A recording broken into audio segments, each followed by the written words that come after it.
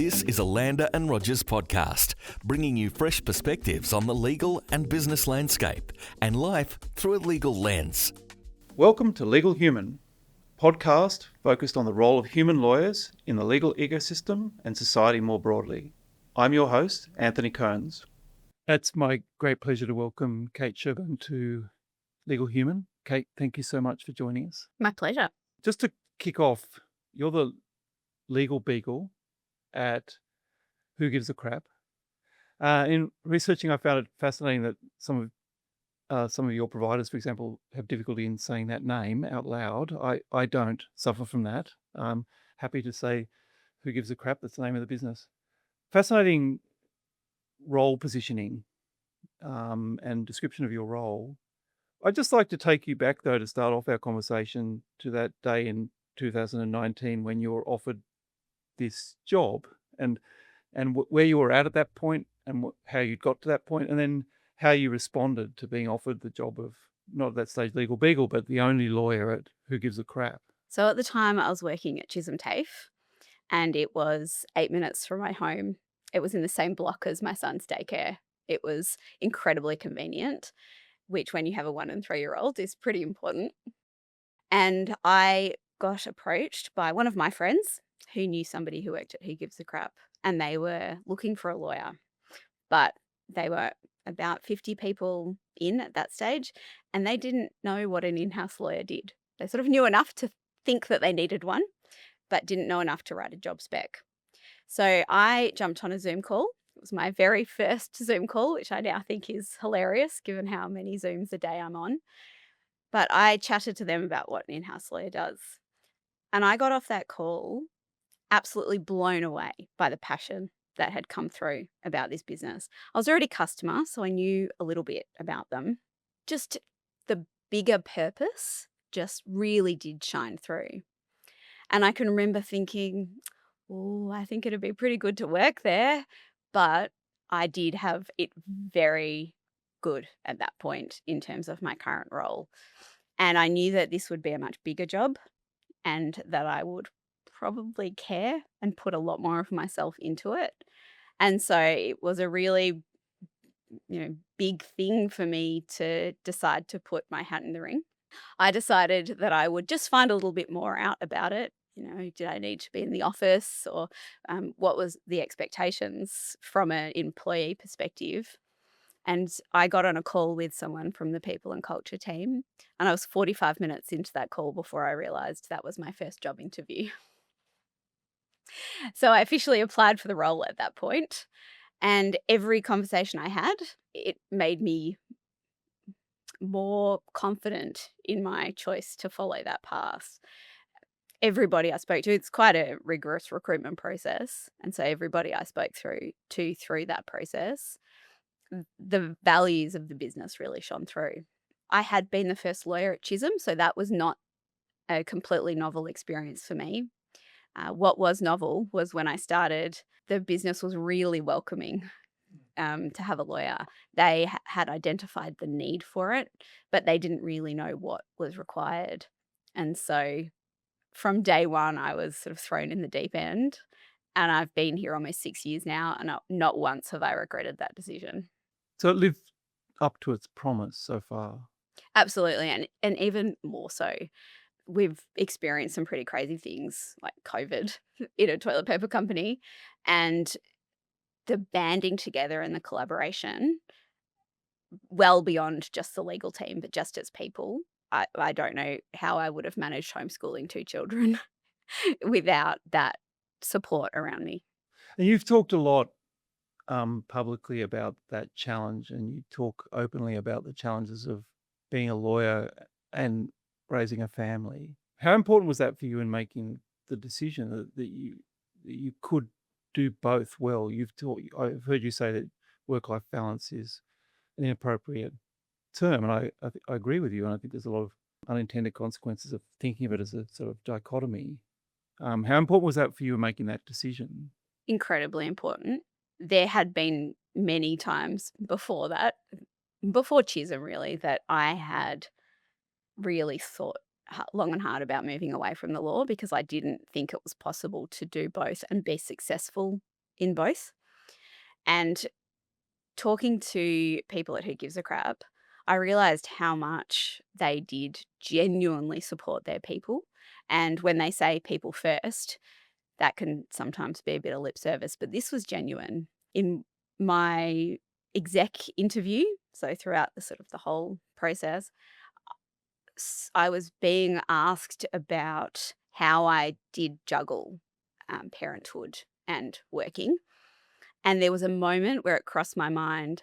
I'm like, oh, maybe I have misread this and they're not quite as value driven as I thought. But it turned out that the person interviewing me was actually pregnant and she was genuinely interested in how she would do it. And so she wanted tips.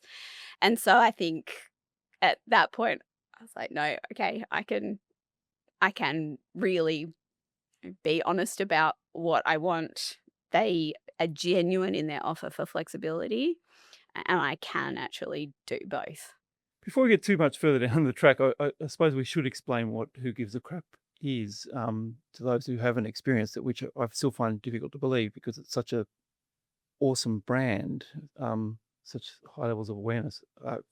Probably the best way to explain it from my perspective was in 2019, as a Christmas present from my sister-in-law, I got a box of toilet paper. And previous years, I would have seen that as a message.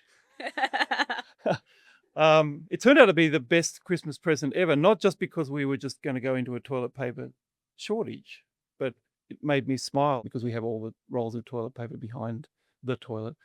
They each have a slightly different message, different. It was such a difficult time in so many ways, but it brought a smile to my face about something that's so sort of mundane. It's a brilliant concept, but it's much deeper than that, isn't it? In terms of the commitment to community, and you walk the walk in respect of your commitment to community. You want to explain a little bit about that? Yeah. So when the founders came up with the idea, they did an Indiegogo campaign to get funding for the first production run. And they realized that toilet paper is about the most boring product that no one really thinks about until they don't have any. And so they came up with this idea that our CEO would sit on a toilet in a warehouse until they raised enough money for the first production run. That ended up being, I think, 50 hours. By the end, he was hallucinating. So he was like, I actually need to have a sleep. So he sort of put his head on the cistern. But I think that sort of shows that they want to have a bit of fun with it. And that's how, for the first few years, they didn't do paid advertising. It was all word of mouth. But that all boils down to our BHAG, our big, hairy, audacious goal, which is to ensure everyone on Earth has access to a toilet and clean water. And we do that by donating 50% of our profits to charity, to sanitation charities, to help achieve this goal. And that does change the way that you look at things sometimes, because we are a for-profit company, but we're a profit for purpose. And so we look at everything. Yes, we have to grow profits, because without profits, we can't increase our donations. But we are increasing profits to increase our donations rather than just increasing profits to, fill the pockets of shareholders. So it's definitely a different way of working. It's far more values led, and our decisions are very much values led. And does this align with us, who we are as a company, who we are in the eyes of our consumers, and will it help us achieve our BHAG? There's so many things I want to talk to you about, but you just raised something that hadn't occurred to me until you started speaking, which is, does that cause any tensions? We tend to think of values and purpose as being sort of universally positive, but does it cause tensions with the way in which the legal system or the legal sort of system functions? Is it at odds with that in any way? Not at odds in that I've experienced in terms of the legal function. I think it is positive from my perspective. One of our values is give a crap. And an aspect of that is you always assume good intent.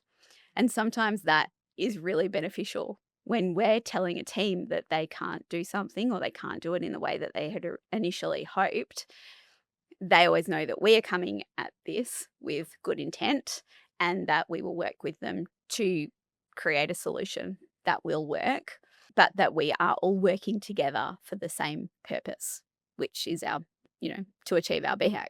And has that been a departure for you? I mean, you've talked about this a lot, the assumption of positive intent and approaching stakeholders with an assumption of positive intent. Has that been a change? Was that a change for you, for example, from private practice when you were approaching a client, for example? How important is that? I mean, it's incredibly important to me personally, and I don't think it necessarily changed. I think it's something that I've always tried to do. The difference is I feel I can build those relationships much more strongly now because I'm working day to day with the people in the business. Whereas my experience when I was in-house, I was only on the periphery, or I only came in for certain parts of it. You didn't get to be involved in the entire matter, the entire picture, the entire business. While I was in private practice, I did multiple secondments, and that I loved. I loved being part of the business, and it, for me, a lot of it is about relationships. I don't think you can be an effective lawyer if you haven't built a trusted relationship with your stakeholders. And you told me in the lead up to this that you'd been advised that you can't go straight from law school into in-house practice. Have you sort of revisited that as a recruiter now? And what value does the law firm experience give? And is it still sort of providing the value it's held out to have? I personally don't think you need to have private practice experience to be a successful in-house lawyer. I think you need to have excellent training at the beginning of your career, and you can get that in private practice or in an in-house team if they have the right supports.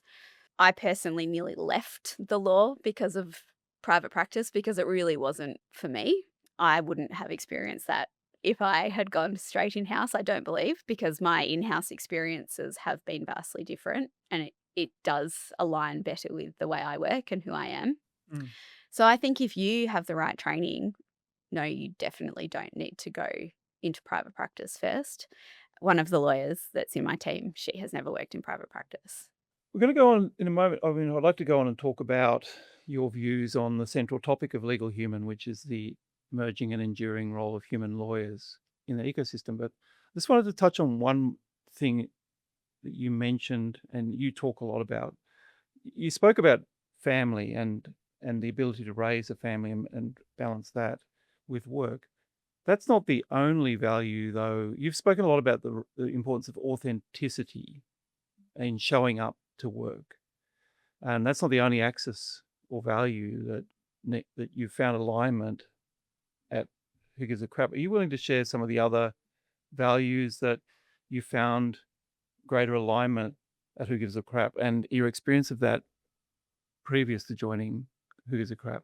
Yeah, so some previous experience has been that I was really trying to fit a mold that I was never going to fit into. I have shared this previously, but I was told that curly hair was unprofessional, and so I spent years straightening my hair. I once wear a purple dress, and I got told that purple was not an appropriate color for the office. I would like to think that times have changed and that is no longer the experience for people. But I spent so much of my energy trying to be somebody that I wasn't. And because I felt that I didn't fit, it is really hard to be honest and truthful with the people around you for fear that that view will be rejected or that it will be dismissed or you'll get penalized for that view. I think the beauty of coming into a place like Who Gives a Crap, where I can be myself, it means that I can share my advice, my opinion, without fear that it will be dismissed. I know that that is a valued opinion and that they will listen to me. And you're clearly a good lawyer. I mean, you were General Counsel of the Year in 2023. You've been shortlisted the General Counsel of the Year for I think 4 or 5 years. That's judged by the Association of Corporate Counsel. Yet you were told you're not suitable for the profession because of these sort of superficial factors. What do you think what was the impact of that on you, and particularly your effectiveness, do you think, as a lawyer? And to what extent is that unlocked by this authentic experience? Well, I really doubted my own ability when I was in private practice. And even though I actually worked with a really supportive team, I think it was the broader environment that made me feel like that. I got offered the role at Chisholm and I nearly didn't take it because I was going to be the only lawyer there and I really didn't think I'd be able to do it. It took a few very close and trusted people around me to go, just do it, see how you go. And within a few weeks, I realized, oh, actually, I'm better at this than I thought I was. So I got, in 2020, I got the ACC Newsheet In-House Lawyer of the Year award. And I had only been a Who Gives a Crap about 6 months at that point. And that was real validation that, oh, I can do this. And I think when I'm in the right environment, that is, able to come through. What do you think are the consequences for the legal profession of this sort of homogenization that I've heard a number of interviewees talk about in Legal Human? Well, I think one of the consequences is really good lawyers leave. I'd like to think that with enough people speaking out, people can realize alternative pathways. But I didn't know that there were alternative pathways when I was at uni. All they really spoke about was you get a clerkship, you get a grad job, well, you're set. That's your career. It really wasn't until I was actually working and I expanded my networks, which was an incredibly uncomfortable experience for me. It didn't come naturally when I was starting out, that I realized there were all these other pathways that were available and would be far happier even in pretty much any of them.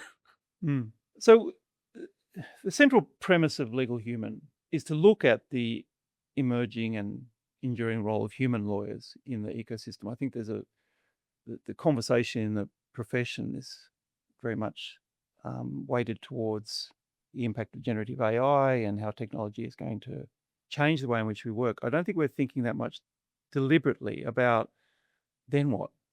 What is the evolution of our role, and what do we need to develop or value in our role to occupy that future state? I know you've thought about this a lot. Both things, it seems like necessity is the mother of invention. So you are an early adopter of technology because you were the only lawyer there for quite some time, and you sort of reached out for that to support you in your work. But you've also, what I found really interesting in preparing for today is how much you've thought about what is the human component. And presumably that's because of the context in which you're working. It's sort of a very human-centric organization. But what's led you to that, and what have you learned? Yeah, so Elizabeth Flett and I last year actually did a presentation on what we sort of tongue in cheek called business love languages, Mm. which was based on the five love languages of Gary Chapman. That was all about people because ultimately we have all these technology available to us, but there needs to be people guiding that, building that, working with that. And I think ultimately a lot of being a lawyer is working with people. I think the technical legal skills, they can be taught, but to be a truly excellent lawyer, you need to be able to work with people. I don't think this will ever change. I think if somebody is going through a problem, they don't want AI to tell them the answer. They want someone to hold their hand and walk them through it. And I think that is never going to change. It is just human nature. I find the early generative AI really interesting because I do use it. But somebody explained it very well that you should never ask Gen AI something that you don't already know better because you need to be able to judge the output. I think it can be incredibly useful for things like turning scrappy notes into board minutes. It can be used as a great starting point rather than looking at a blank piece of paper. It can create something that you can then turn into something useful. But in terms of it, taking over our jobs, I'm not worried about that. I mean, I'm not an expert. I don't profess to be an expert in AI. But my sense is it will get better. Mm. And what I find interesting about the way you're thinking about this is it's just another tool, but the core is actually interpersonal. Yeah. And I think a lawyer with AI is probably going to be better than a lawyer without AI, but it still needs the lawyer. So I want to pick up on this love languages. Well, my sense is for both you and Elizabeth, you were tapping into something that you sort of innately believed. This wasn't revelatory to you. Its application might have been. But what are some of the applications of this in practice? How have you seen this impact your ability as a lawyer? A lot of it is that people aren't all the same. And I think we can be a little bit guilty of treating people the same in terms of how they work, how they communicate, how they interact. And that's never going to work. As a people manager, you need to actually look at the people that you work with and see how they best respond.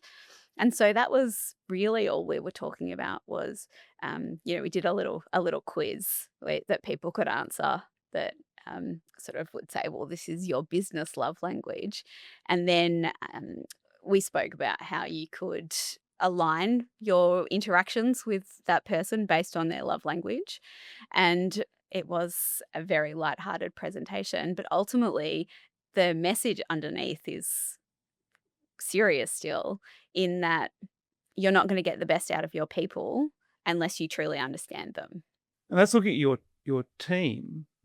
What about at the interface between legal and the organisation you're working for, and particularly how do you see this playing a role in influencing the quality of decisions that people make or participating in decision making? I think it applies in exactly the same sense. I think everyone has seen this at some point. You can create the best piece of technical legal work, but if the recipient in the business, in my example, looks at it, doesn't understand it, they're just going to chuck it out the window. Whereas if you go, well, this is how that person communicates, this is how they like to receive information, this is how this is best going to land, then you're far more likely to be able to influence that decision and have an ongoing conversation about how to get there. I think that's one thing that we do as a legal team. We don't ever just say no, because if you just say no, people are going to stop coming to you. Whereas if you go, well, this poses XY risk, but if we do it in this way, then this is the result. And I will never forget this. I once created a replacement copy line for our creative team, which was just something I thought, well, actually, this is a far sort of safer way to communicate this message. And he came back and was like, oh, actually, I like that better. So, we aren't always just saying no. We're working with them to create a better solution. What about when you actually have to come to the point where you say no, where I don't know whether you've been in this situation yet, where you're at, and I don't mean you don't need to disclose that, but when you come to say to have to say no, how does that help you, the investment you've made to that point in understanding what drives people? And thankfully, I don't have to do it very often, but there have been situations where I have. It's the nature of the job. And I think because I do have those really strong relationships with people and I do know how they respond to things, and also coming back to the values part, that they know that I'm not going to be saying this just for the fun of it, it's actually been sort of received quite well. Again, it's always going to be a bit tough to have those conversations because that's not what they want to hear. I've always been able to articulate my point, and the why. I think the why is always really important.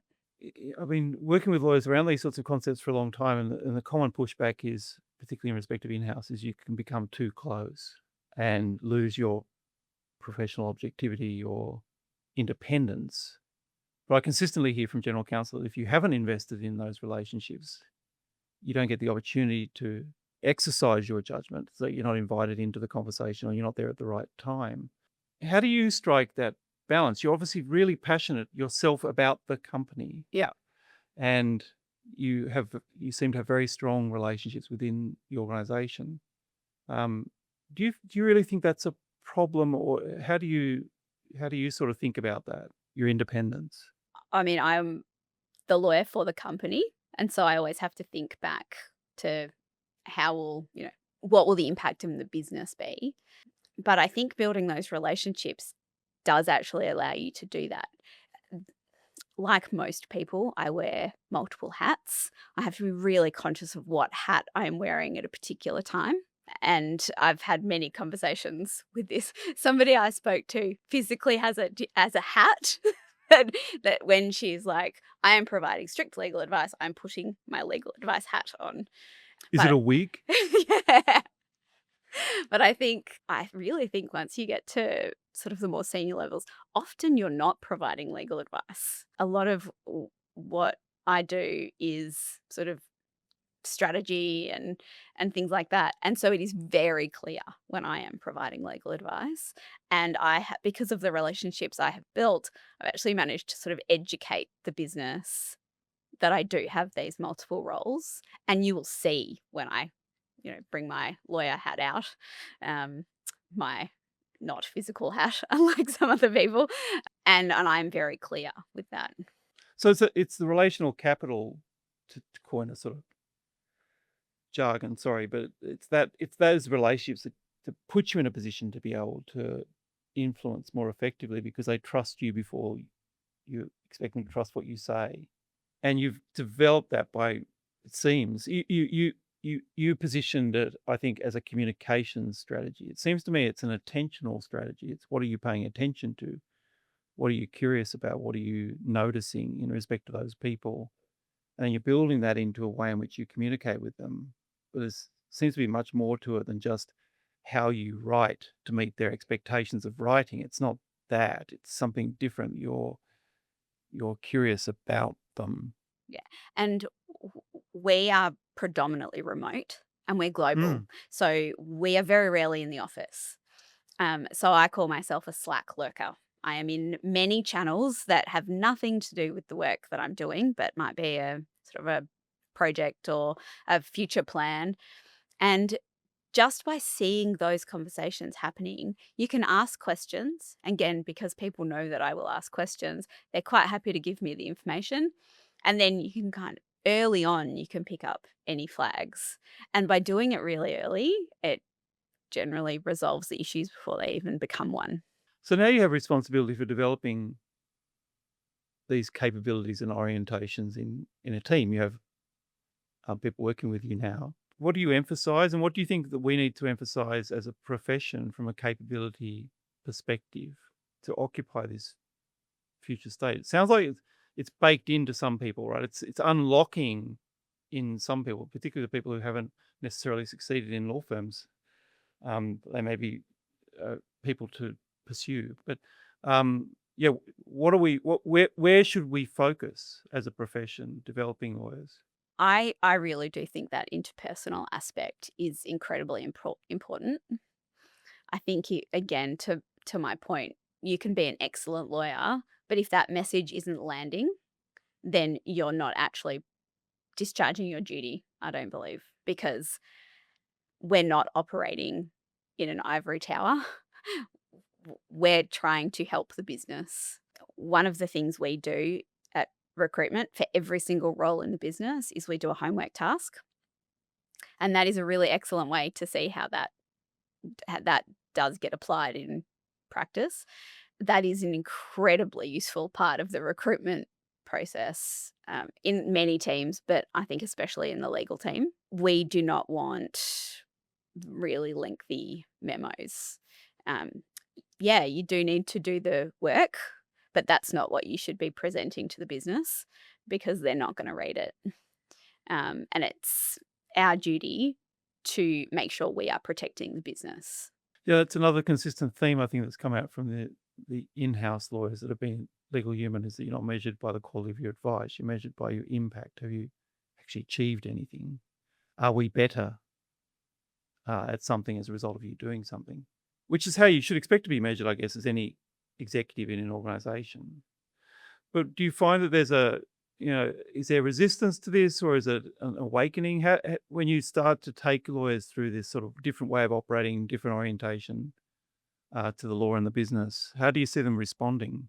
Quite positively, and I think that's probably because we are recruiting people who are aligned to that. They're not going to be applying for a job at Who Gives a Crap, given how public we are about how we work, if they don't have an idea about how we work. You must be flooded with applications. Yes, I mean, we've only hired 2 people in our team, but both times I want to work for you. both times we did get a huge amount of applications. We've also had 3 students come in through different times, and I really wish we could have hired more juniors, because the caliber of the students coming through, I'm very glad I'm not competing against them for jobs, that's for sure, because the students we've had have been excellent, but so have the students that have been applying for the jobs. Mm. It's an enviable brand, both in the market and employer brand.